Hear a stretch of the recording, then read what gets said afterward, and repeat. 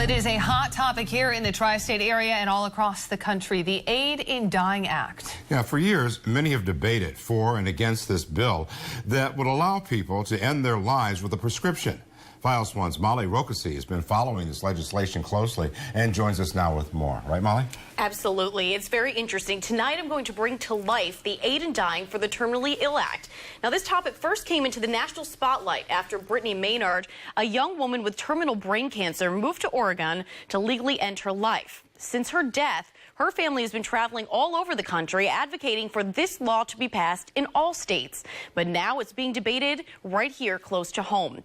I'd like you to meet a New Jersey woman who says she'll use every last breath to see this pass in her state. Buddha once said, "The trouble is, you think you have time." For Janet Colbert, time is no longer on her side, but to her, it's everything. There's no getting out of this one alive. There's nothing, they don't have anything for me. So I have to accept that. Now, once you become to that acceptance phase, then you start living your life. Janet is living with a rare cancer called cholangiocarcinoma, which attacks the liver. The former hospice and oncology nurse was diagnosed 2 years ago. She tells us that she was originally given 2 to 4 months to live, but after surgery and biweekly chemotherapy, she's still holding on. I'm not going to do a lot of aggressive, systemic chemotherapy because they don't really have drugs to treat this. Since Janet lives in New Jersey, she says she doesn't have much of a choice but to fight. We're talking about the whole people in the United States here. I just don't think we should be taking that away from them. Janet claims these final moments of her life will be spent working to pass the Aid in Dying for the Terminally Ill Act. We should not be judging other people's quality of life. That should be up for them to judge. Why should one person be able to say, well, I don't believe in that, so I'm voting against it, and what I say goes? I mean, that shouldn't be the case. The act would allow terminally ill patients to obtain a prescription to end their lives by taking dozens of pills.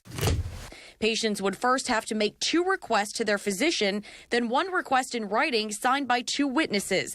The doctor must offer the patient a chance to rescind their request, and a consulting physician would then be called upon to certify the original diagnosis and reaffirm the patient is capable of making a decision. Janet feels she and others deserve this right. We're born into a world of choices, and we make these choices.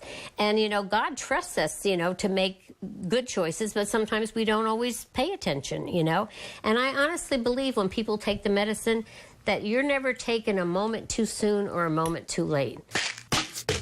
And this legislation is being fiercely debated. Some are wondering whether or not giving this right to terminally ill patients promotes or denies their freedom to choose.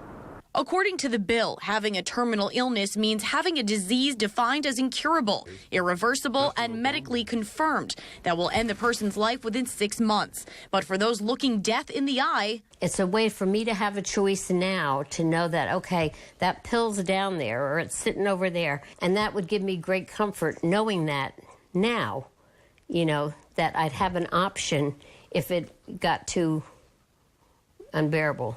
Right now, 5 states allow this: Oregon, Washington, Montana, Vermont, and New Mexico. So if Janet wanted to end her life before her illness does, she'd have to move, being forced from her family when time is running out. I mean, this is the last hurrah that you do in life. Okay, you're born, you live your life. Everybody has an expiration date.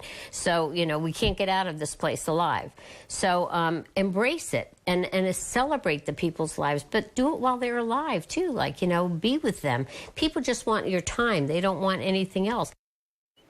Well, Janet told me that at this point, she can go at any moment. Doctors are not giving her a time frame, really, and she's just taking it day by day.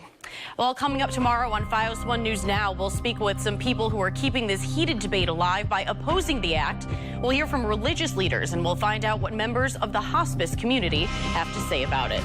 Interesting topic, guys, especially, I've been covering this for about 4 months now, and my mind keeps going back and forth. It's such a controversial topic. It's a tough one. One of the questions that I have about this, in the states that, in fact, you are able to do this, once you're cleared must you do it then, or do you have time that you can just do that whenever you want to? That's a good question. You can actually, once you get cleared, then you have permission to get the pill. So you don't have to take it at that moment. You can go home and have it next to you, like Janet explained, and keep it for a week or 10 days or wait until the pain gets to be too unbearable. But once you're cleared by the 2 doctors that say that you're mentally competent to take this medication, the prescription's written, you get the pill and you have it with you. Her family's supportive, I take it? Her family's actually very supportive. She has 1 son and a boyfriend, so I wish her the best of luck. She was a very nice lady. Very strong, and she brings up a lot of interesting points. Thanks so much, Molly. You're welcome. Thank you, Molly.